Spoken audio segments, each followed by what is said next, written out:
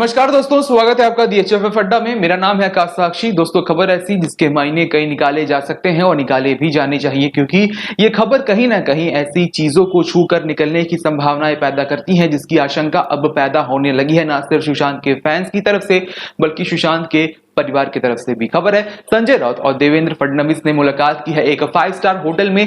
दोनों की मीटिंग हुई है और इस मीटिंग के क्या है मायने, जानते हैं जानकार से। जी हाँ, बताएं।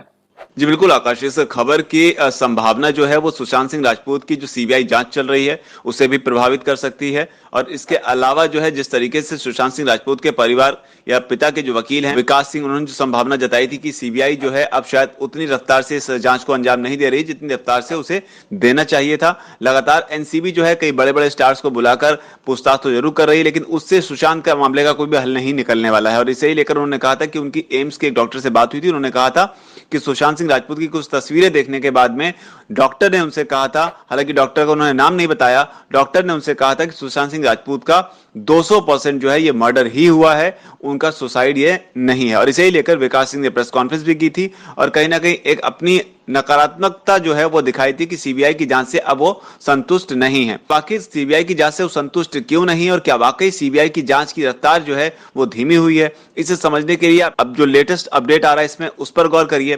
दरअसल एक 5 स्टार होटल में संजय राउत जो कि शिवसेना के नेता हैं और उसके अलावा देवेंद्र फडणवीस जो कि बीजेपी के पूर्व चीफ मिनिस्टर महाराष्ट्र में ही थे, उन दोनों की आपस में एक मुलाकात हुई है। और इस मुलाकात के बाद ही अटकलें लगाई जा रही कि हो सकता है कि महाराष्ट्र में अब वापस शिवसेना और बीजेपी की सरकार जो है वो बन जाए। हालांकि पहले हुआ ये था कि शिवसेना जो और बीजेपी दोनों ने मिलकर महाराष्ट्र में चुनाव लड़ा था, लेकिन दोनों के बीच किसी मतभेद की वजह से शिवसेना ने एनसीपी और कांग्रेस के साथ जाकर सरकार बनाई। और एनसीपी और कांग्रेस जो है वो विचारधारा के स्तर पर शिवसेना के बिल्कुल खिलाफ है और जो शिवसैनिक ग्राउंड लेवल पर काम करते हैं उनके लिए इस बात को पचाना आज भी बहुत मुश्किल हो रहा है, क्योंकि वो हमेशा से ही एनसीपी और कांग्रेस के कार्यकर्ताओं के खिलाफ खड़े होते रहे और उनके खिलाफ ही लड़ते रहे। ऐसे में अब आशंका ये जताई जा रही है कि क्या सीबीआई को कोई ऐसी चीज हाथ लग गई है जो सीबीआई जो है अगर पब्लिक डोमेन में लेकर आती है या उस जांच को और ज्यादा आगे बढ़ाया जाता है तो शिवसेना की मुश्किलें बढ़ जाएं। क्या वाकई से जिस तरीके से अर्नब गोस्वामी लगातार बार बार बेबी पेंगुइन कहकर आदित्य ठाकरे को टारगेट करते हैं, तो क्या वाकई इस मामले में आदित्य ठाकरे का कोई बहुत बड़ा रोल हो सकता है? क्योंकि इस तरीके से किसी का नाम लेकर यूं पब्लिक प्लेटफॉर्म पर बैठकर कहना चिल्ला चिल्लाकर ये भी अपने आप में बताता है कि हो सकता है कि कहीं ना कहीं कोई बात ऐसी हो जो जांच एजेंसियों के हाथ जो है आगे लगे या लग गई हो। और ऐसे में अचानक शिवसेना और बीजेपी के बीच इस तरह की मुलाकात क्या ऐसी किसी डील का हिस्सा हो सकती है? ये भी एक आशंकाएं जो है वो पैदा होने लगी हैं। हालांकि संजय राउत से जब पूछा गया कि उनकी ये मुलाकात क्यों हुई, वो फडणवीस से क्यों मिले, क्योंकि दोनों की अभी सरकार में तो दोनों एक साथ है नहीं, तो इस पर संजय राउत ने आकाश ये कहा था कि वो सामना के संपादक हैं, सामना शिवसेना का एक मुखपत्र है और सामना में बतौर संपादक वो उनसे मिले थे और वो देवेंद्र फडणवीस का इंटरव्यू करना चाहते थे। और इंटरव्यू करने के बाद में देवेंद्र फडणवीस इस बात पर इंटरव्यू देने के लिए तैयार हुए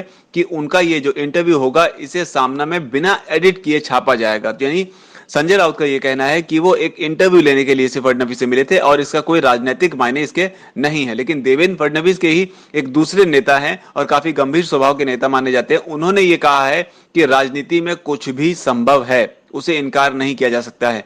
तो अब इसे कहीं ना कहीं लोग जो है वो सुशांत सिंह राजपूत के मामले से भी जोड़कर देख रहे हैं और भविष्य में क्या शिवसेना और बीजेपी की सरकार महाराष्ट्र में दोबारा बनेगी और क्या सुशांत सिंह राजपूत का जो मामला है वो किसी कॉम्प्रोमाइज के तहत बीच में ही लटक जाएगा, क्योंकि पहले भी ऐसी कई सीबीआई जांचें हुई हैं जिनका कोई नतीजा नहीं निकला है।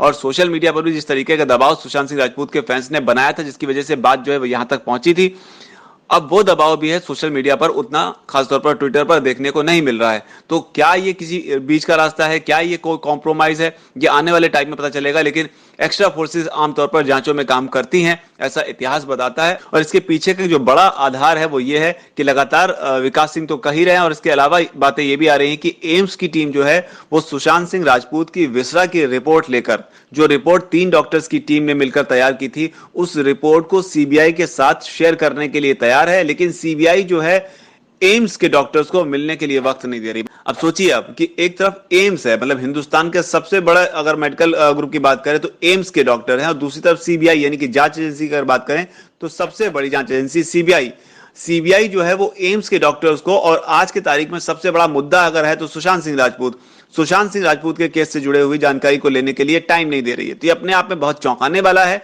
और ऐसे में इसमें संजय राउत और देवेंद्र फडणवीस की मीटिंग बहुत कुछ कहती है। आगे जो भी अपडेट होगा आकाश इस पर नजर बनाए रखेंगे।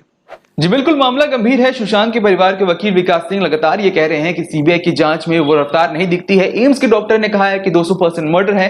एम्स के डॉक्टर्स को अब सीबीआई मिलने का वक्त नहीं दे रही है। और इस बीच खबर आती है कि संजय राउत ने देवेंद्र फडणवीस से मुलाकात की और बताया जाता है कि संजय राउत गठबंधन की सरकार बनाने में शिवसेना की तरफ से एक तगड़े सूत्रधार का काम करते हैं। ऐसे में अब कोई और खिचड़ी पकड़ी है, क्या हो सकता है? सुशांत की जांच में बहुत बड़ा सवाल ये खड़ा हो चुका है। बहरहाल इस पर आपको क्या लगता है, कमेंट सेक्शन में नीचे लिखकर बताएं। साथ ही आपको यह भी बता दें कि हमने एक नई सीरीज शुरू की है, आज की ताजा खबर, जो सुबह सुबह 4 बजे हर रोज हम आपके लिए लेकर आएंगे। उसे देखना ना भूले। दिन भर की पूरी हलचल वहां से आपको जरूर मिलेगी।